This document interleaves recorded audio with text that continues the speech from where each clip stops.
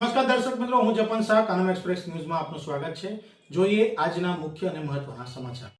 Ankleshwar rural police અને ભરૂચ એલસીબીએ માત્ર 8 દિવસમાં હત્યાના ગંભીર ગુનાનો ભેદ ઉકેલી 20 વર્ષીય આરોપીની ધરપકડ કરી છે। તપાસમાં ચોંકાવનારો ખુલાસો થયો છે કે મૃતક પરેશભાઈ મણીલાલ વસાવાની હત્યા તેમની મોટરસાયકલ પડાવી લેવા માટે કરવામાં આવી હતી। 20 જૂનના રોજ દઢાલ સાગબારા બ્રિજ નીચે નદીમાંથી ડિકમ્પોઝ હાલતમાં અજાણ્યા પુરુષનો મૃતદેહ મળી આવ્યો હતો।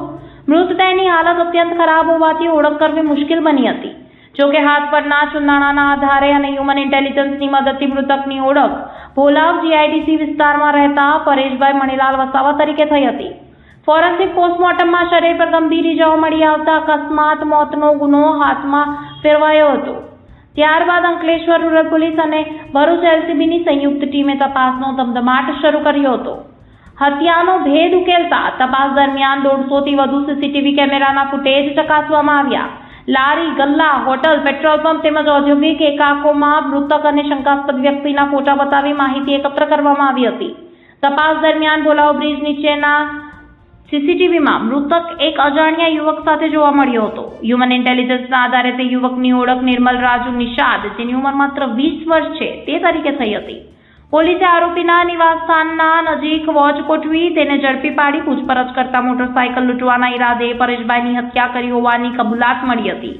પકડાયેલા આરોપી નિર્મલ રાજુ નિષાદ મૂળ ઉત્તર પ્રદેશનો વતની છે અને હાલ ભોલાવ જીઆઈડીસી વિસ્તારમાં રહેતો હતો। તેની સામે અગાઉ પણ 2 ગુનાઓ નોંધાયેલ હોવાનું પોલીસે જણાવ્યું છે। રિપોર્ટર રવિ સૈયદ, ભરૂચ। તારીખ 20/6/2026ના રોજ અંકલેશ્વર રૂરલ પોલીસ સ્ટેશન ખાતે અમરાવતી ખાડીમાં સાગબારા બ્રિજની નીચે એક ડીકમ્પોઝ હાલતમાં એક ડેડ બોડી મળી આવે છે કે જેને જોતા તેની કોઈ જાતની ઓળખ શક્ય હતી નહીં, કારણ કે ચહેરા ઉપર ઘણો થોડો વિકૃત થઈ ગયો હતો। આ હાલતમાં પોલીસ દ્વારા તાત્કાલિક જ સુરત ખાતે ફોરેન્સિક એફએસએલ કરવા માટે ડેડ બોડીને મોકલી દેવામાં આવે છે અને ત્યારબાદ ડેડ બોડીના ફોટા અને બધું લઈ અને વ્યક્તિની ઓળખાણ માટે ખૂબ પ્રયત્ન કરવામાં આવે છે, જેને આધારે અલગ અલગ અનેક સીસીટીવીઓ, ત્યારબાદ અલગ અલગ જગ્યાએ તેના હાથ પરના છુંદડા, એના કપડાનું વર્ણન, આ બધું કરીને અઢળક જગ્યાએ તેના ફોટોગ્રાફર દેખાડવામાં આવે છે। 150થી વધારે સીસીટીવી ચેક કરવામાં આવે છે અને જેને આધારે જે મૃતક છે તેનું નામ પરેશ મણીલાલ વસાવા, ઉંમર વર્ષ 40, જે રહે દૂધપરા ડેરી નજીક ભોલાવ જીઆઈડીસી ખાતે તે હોવાનું મળી આવે છે।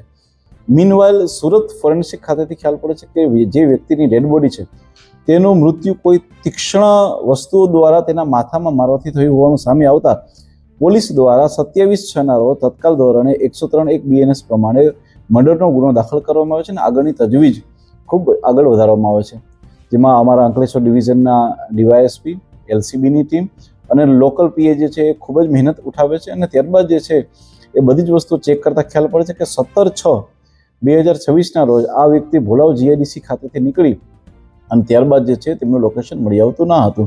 આગળ વધુ તપાસ ધરતા હ્યુમન ઇન્ટેલિજન્સના આધારે અને ટેકનિકલ ઇન્ટેલિજન્સના આધારે ખ્યાલ પડે છે કે એક વ્યક્તિ કે જેનું નામ છે નિર્મલ રાજુ નિષાદ, ઉંમર વર્ષ 20, જે મૂળ રહે છે ઉત્તર પ્રદેશ અને અહીંયા દૂધદા નજીક રહે છે અને આ વ્યક્તિના ટચમાં છેલ્લે 1 વર્ષથી હતો, તેની સાથે છેલ્લે જોવામાં આવ્યો હતો અને ત્યારબાદ ઇન્ટ્રોગેશનના આધારે અને અલગ અલગ બીજી ટેકનિકના આધારે પોલીસને સફળતામાં હાથ ધરે છે કે જેમાં વ્યક્તિ દ્વારા માત્ર તેનું મોટરસાયકલ પડાવી લેવાના હેતુ પાર ના આવતા તેણે વ્યક્તિનું પથ્થરથી મૃત્યુ નિપજાવ્યું હતું અને ત્યારબાદ જે ત્યાંથી એ ડેડ બોડીને ડમ્પ કરીને ફરાર થઈ ગયા હતા।